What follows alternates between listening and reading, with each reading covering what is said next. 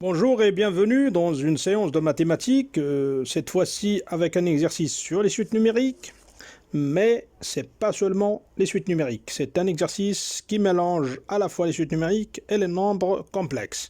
Alors suivez la science jusqu'au bout, c'est un exercice très intéressant où il y a encore quelques indications importantes du cours, donc ne ratez pas l'occasion. Passons à l'énoncé de l'exercice. On considère trois nombres complexes, z1 est égal à moins 3i, z2 est égal à racine de 3 moins i, et z3 est égal à 2 tiers facteur de racine de 3 plus i. Première question, démontrer que z1, z2 et z3, pris dans cet ordre, c'est-à-dire 1, 2, 3, constituent les trois premiers termes d'une suite géométrique de nombres complexes. UN, faites attention, c'est une suite géométrique, mais de nombres complexes. On nous dit de déterminer le premier terme U0 et bien sûr la raison, puisqu'il s'agit d'une suite géométrique, donc il y aurait automatiquement une raison. Deuxième question, calculer le 17e terme. C'est-à-dire, mais on va voir les astuces encore quand on parle des termes d'une suite. On va faire dans la correction qu'il y a encore des astuces dedans. Donner le résultat final, c'est-à-dire du 17e terme, sous forme algébrique. A plus IB avec A et B sont des réels. Troisièmement, écrire le terme global, le terme général UN de cette suite, c'est-à-dire comment il est défini la suite. Et pour finir, la quatrième question, calculer N quand UN est supposé imaginaire pur. Puisque une suite de nombres complexes, automatiquement donc les termes sont des nombres complexes aussi, alors on vous dit particulièrement de calculer N quand ce terme de suite est un imaginaire pur, c'est-à-dire un complexe imaginaire pur. Alors, avant de passer à la correction, prenez votre temps, copiez l'exercice encore et faites votre effort. Et passons aux suites. Comme j'ai dit, avant de commencer la correction, c'est-à-dire de passer pour résoudre l'exercice, je vais faire un petit rappel de cours. Ce n'est pas un rappel, mais tout simplement une petite parenthèse de cours qui est très intéressante et qui n'est pas trop utilisable dans les exercices sur les suites numériques, mais vous allez voir que c'est très intéressant et surtout dans des exercices semblables à celui-ci. Dans une suite géométrique, UN, on a UN plus 1, le terme UN plus 1 fois le terme UN moins 1 est égal à UN au carré. Ça, c'est très important. Mais on ne va pas l'apprendre comme ça, encore une fois, bêtement. On va essayer de le prouver après. Et dans une suite arithmétique, on a de même UN plus 1 plus UN moins 1 est égal à 2 UN. Voilà. Alors ce sont deux propriétés qui sont très intéressantes, mais qui ne sont pas venues de rien. La preuve. Dans une suite géométrique, UN de raison Q, par exemple, on a UN est égal à Q fois UN moins 1. Et UN plus 1 est égal à Q fois UN, comme vous voyez devant vous. Ce qui est équivalent à dire que UN moins 1 est égal à UN divisé par Q. C'est tout simplement, c'est logique. Et UN plus 1, encore, on le laisse, c'est égal à Q fois UN. Quand on mélange les deux équations, c'est-à-dire on combine les deux égalités, on obtient UN plus 1 fois UN moins 1 est égal. On remplace chacun des deux par en fonction de UN, donc son égalité en fonction de UN. Donc ça nous donne c'est Q fois UN fois UN sur Q. On simplifie par le Q, bien sûr, parce que c'est une raison, c'est différent de 0. Donc, il nous donne UN à la puissance 2, UN au carré, comme on a déjà dit, comme on a montré dans l'égalité. Donc, voilà pour la suite géométrique. Pour la suite arithmétique, de même, on a UN est égal à R plus UN moins 1, c'est la définition. Et aussi, UN plus 1 est égal à R plus UN. Ce qui est équivalent à dire que donc il suffit avec le UN moins 1, on l'écrit est égal à UN moins R, le UN plus 1 on ne le touche pas, ce qui est équivalent encore en combinant les deux équations, à ce que UN plus 1 plus UN moins 1 est égal à 2 fois UN. Alors vous allez voir que ce sont deux propriétés qui sont très intéressantes et je souhaite très bien que vous faites attention chaque fois que vous avez un exercice semblable à celui-ci, de vous en servir et vous allez voir que c'est très efficace. Alors passons à la correction. Alors pour la correction, on commence par la question numéro 1 et on va justement utiliser notre propriété dont on vient de parler pour les suites géométriques. Alors, on calcule le Z1 fois Z3. Z1, c'est moins 3i. Le Z3, c'est 2 tiers facteur de racine 3 plus i. Alors, est égal tout simplement à 2 moins 2i racine de 3. Bon, vous voyez, le 3 se simplifie avec le 3. Donc, hors la parenthèse, il y a le moins 2i fois racine de 3. Donc, elle est là. Et le moins i fois i, c'est moins 1. Moins 1, c'est plus 1 fois le 2. À l'extérieur de la parenthèse, ça devient 2. Donc c'est égal à 2 moins 2i racine de 3. Maintenant, on calcule z2 au carré. Z2 au carré est égal à racine de 3 moins i le tout au carré. Donc c'est une identité remarquable. C'est racine de 3 au carré est égal à 3 moins 2ab, c'est-à-dire 2i racine de 3. Et le i au carré, c'est moins 1. Donc ça nous donne 3 moins 2i racine de 3 moins 1. Et le 3 moins 1, c'est 2. Donc il nous reste 2 moins 2i racine de 3, qui est évidemment égal à ce qu'on avait trouvé dans Z1, Z3. On en conclut donc que Z1 fois Z3 est égal à Z2 au carré, donc c'est notre propriété sur les suites géométriques, ce qui veut dire que Z1, Z2 et Z3, c'est-à-dire dans cet ordre, sont des termes d'une suite géométrique. Voilà. Comme je vous ai dit, c'est une propriété qui n'est pas trop utilisable, mais dans des cas pareils, c'est très intéressant d'en avoir connaissance. Alors, maintenant, on a montré que Z1, Z2, Z3 sont 3 termes consécutifs d'une suite géométrique. Mais vous allez me dire, et la question est pourquoi le premier terme c'est Z1 ?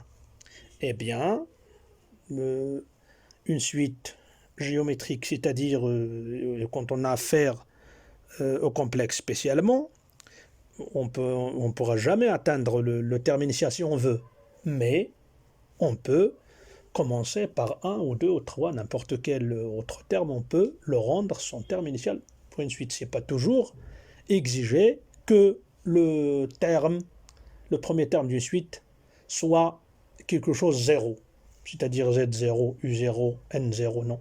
C'est pas obligatoire, tout simplement pour faciliter la tâche, on met le premier terme, on le nomme par exemple dans ce cas U0. Donc nous avons le droit de mettre U0 est égal à Z1. Voilà. Donc notre U0 est égal à Z1. Il nous reste maintenant la raison. On vient de montrer maintenant que les 3 Z1, Z2 et Z3 sont dans cet ordre 3 termes consécutifs de la suite.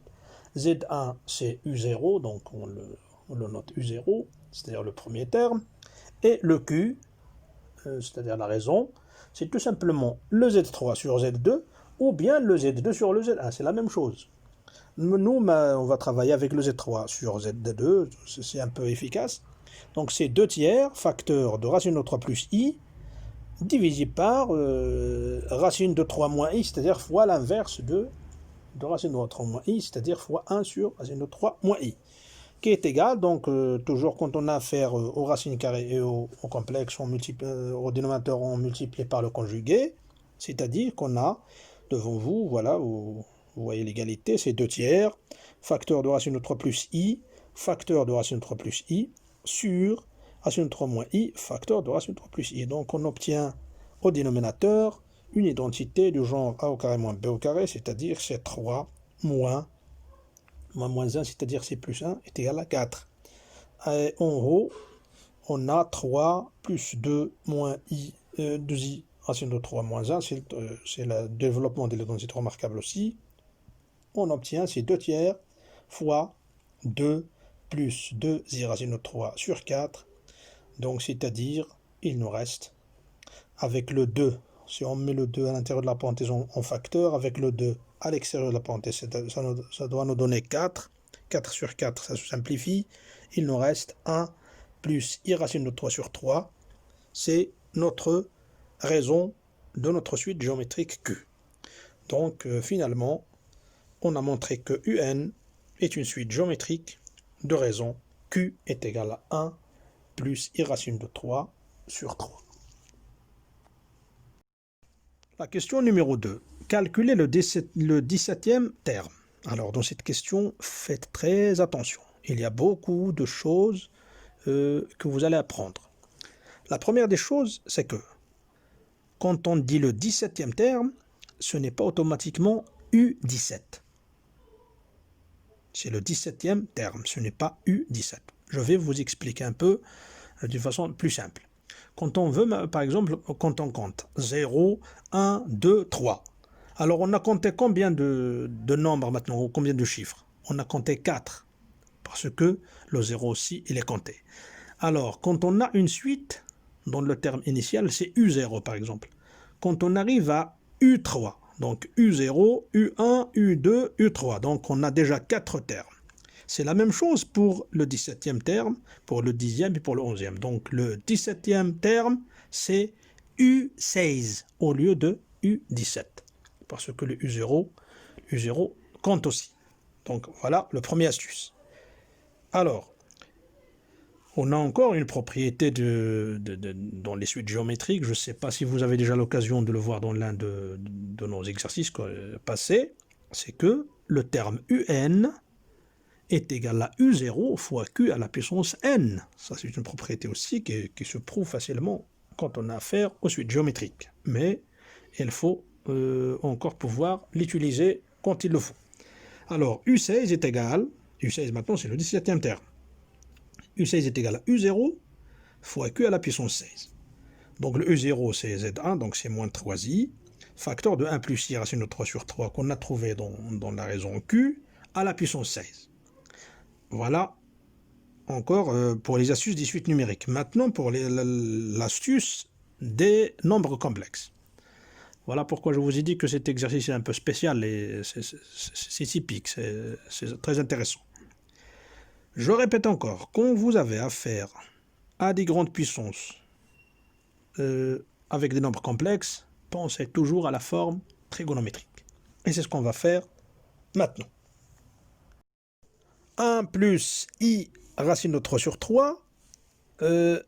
Alors là, comme on dit toujours, quand on a une forme algébrique d'un complexe, on va essayer de faire apparaître les valeurs des cosinus et des sinus, des angles usuels qu'on connaît, le 1/2, le racine de 3 sur 2, le racine de 2 sur 2, etc. Donc pi sur 6, pi sur 3 et pi sur 4 et tout.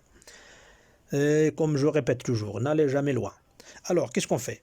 On va multiplier par un 2 à l'extérieur de la parenthèse et diviser à l'intérieur de la parenthèse. Donc c'est 2 tiers, facteur de 1/2 plus i racine de 3 sur 2. Et du coup, on voit bien que le 1/2 racine de 3 sur 2, qui ne sont autres que le cosinus de pi sur 3 et son sinus. Donc, est égal à 2 tiers, facteur de cosinus de pi sur 3, plus i sinus de pi sur 3. Pourquoi passer de la forme algébrique à la forme trigonométrique quand on a des puissances? C'est tout simplement pour avoir les conditions et faciliter l'utilisation de la formule de Moivre. Donc, notre U16 maintenant est égal à moins 3i facteur de 2 tiers à la puissance 16 fois cosinus de pi sur 3 plus i sinus de pi sur 3 de 2 à la puissance 16. Et alors, maintenant, c'est facile. On laisse le moins 3i et les 2 tiers à la puissance 16 et on fait tomber le 16 de la puissance chez les cosinus et les sinus. Ça devient cosinus de 16 pi sur 3 plus i 16 de pi sur 3. On fait encore un petit développement qui nous donne quoi? Le 16 pi, on peut l'écrire, c'est 12 pi plus 4 pi. Alors le 12 pi sur 3, ça devient 4 pi, plus le 4 pi sur 3. Pourquoi on fait encore ça? Quand vous avez un grand nombre de pi sur quelque chose ou bien un nombre de pi, il faut toujours essayer de chercher à faire apparaître encore un nombre pair fois pi. Pourquoi? Parce que 2 pi, c'est une période de la fonction cosinus et de la fonction sinus. Donc quand on a 2 k pi, on peut toujours le simplifier parce que c'est une période. Donc avec le 4pi, on peut s'en débarrasser. Et il nous reste le moins 3i, c'est-à-dire de départ, les 2 tiers à la puissance 16 fois le cosinus de 4pi sur 3 plus i sinus de 4pi sur 3. Le 4pi sur 3 aussi, on peut encore le développer, c'est pi plus pi sur 3. Et si vous faites le même dénominateur, vous trouverez bien que le pi plus pi sur 3 est égal à 4pi sur 3. Pourquoi encore ça? Parce que on va encore utiliser les formules que vous connaissez du cosinus de pi plus alpha, ou bien pi moins alpha, ou bien pi sur 2 plus alpha, etc. Tout ce tas de formules dont je souhaite que vous connaissiez l'utilisation et pouvoir les faire apparaître tout simplement et les prouver en utilisant tout simplement ce cercle trigonométrique. Je souhaite très bien aussi que vous êtes familiarisé avec ça. Alors, ça nous donne, le moins 3i c'est toujours là, 2 tiers à la puissance 16, facteur de moins cosinus de pi sur 3, moins i sinus de pi sur 3. Pourquoi? Parce que le cosinus de pi plus alpha, un angle alpha, est égal tout simplement à moins cosinus de cet alpha. Voilà. Alors, maintenant, on remplace le cosinus de pi sur 3 par sa valeur, c'est-à-dire par le 1,5. Parce qu'on nous dit dans la question de mettre le résultat final sur la forme algébrique. Donc c'est le stade où on doit revenir à la forme algébrique. Il suffit tout simplement de remplacer le cosinus de pi sur 3 par 1,5 et le sinus de pi sur 3 par racine de 3 sur 2 et on obtient moins 3,5. Voilà, parce qu'on factorise par le 1,5, donc c'est moins 3,5. Fois 2 tiers à la puissance 16. Alors le i, on l'approche de la parenthèse, fois i, facteur de moins 1, moins i racine de 3, qui nous donne tout simplement 2 tiers à la puissance 15. Faites attention, c'est 2 tiers à la puissance 15 fois i moins racine de 3. Pourquoi 15? Parce que le 3,5, c'est tout simplement c'est 2 tiers à la puissance moins 1. Voilà, donc il faut retrancher 1 du 16 qui était dans la puissance pour qu'il ne reste que 15. Donc finalement, le U16 est égal 2 tiers à la puissance 15 fois I moins racine de 3. Voilà, beaucoup de calculs, beaucoup d'astuces, beaucoup de trucs, mais vers la fin, c'est tout à fait simple et vous voyez que c'est un résultat qui est tout à fait simplifié. Pour les deux questions qui restent, la question 3 et la question 4, c'est facile, c'est tout simplement des déductions, des conséquences des questions précédentes. La question numéro 3, on nous dit d'écrire le terme général UN de cette suite, c'est-à-dire en fonction de n, bien sûr. Alors, comme on a dit, la propriété qu'on a utilisée dans la question 2, c'est-à-dire U16 est égal à Q, à U0 fois Q à la puissance 16, donc on va l'utiliser en général pour UN, c'est une propriété des suites géométriques, donc UN est égal à U0 fois Q à la puissance n. Le U0 c'est moins 3i, et le Q c'est 1 plus i racine de 3 sur 3, donc à la puissance n, et ce qu'on avait fait pour le U16, on le fait maintenant pour UN. Alors, on transforme à la forme trigonométrique, toujours il y a le pi sur 3, mais cette fois-ci à la puissance n, et on calcule, on trouve que, voilà les calculs devant vous, donc on trouve c'est moins 3 fois 2 tiers à la puissance n fois i cosinus de n pi sur 3. Donc faites attention, le i, il est avec le cosinus. Hein. Il faut faire attention parce que quand on multiplie le moins 3i avec le i du sinus, il s'en va et il ne reste que le sinus, sans i. Donc faites attention dans la formule de un, le i il est avec cosinus. Voilà. C'est pas comme d'habitude, le i il est à côté du sinus. Voilà. Donc on trouve moins 3 facteur de 2 tiers à la puissance n, facteur de i cosinus de n pi, moins sinus de n pi sur 3. Alors ça c'est fini pour la question 3, donc le n il est en fonction de n. On peut plus rien. Pour la quatrième question, et pour en finir, on nous dit de calculer un en fonction de n, non, je veux dire, on dit de calculer n, mais avec la condition particulière que un, il est imaginaire pur. Alors ça devient encore un peu maintenant plus facile. Alors, un imaginaire pur, c'est-à-dire que la partie réelle du terme un, elle est nulle. Alors, la partie réelle maintenant, comme je vous dis de faire la remarque dans la question 3, c'est la partie avec le sinus, c'est-à-dire c'est sinus nπ fois bien sûr moins 3 2 tiers à la puissance n, mais le moins 3 2 tiers à la puissance n ne peut pas s'annuler. Donc maintenant il faut que, ça veut dire que sinus de nπ sur 3 est égal à 0.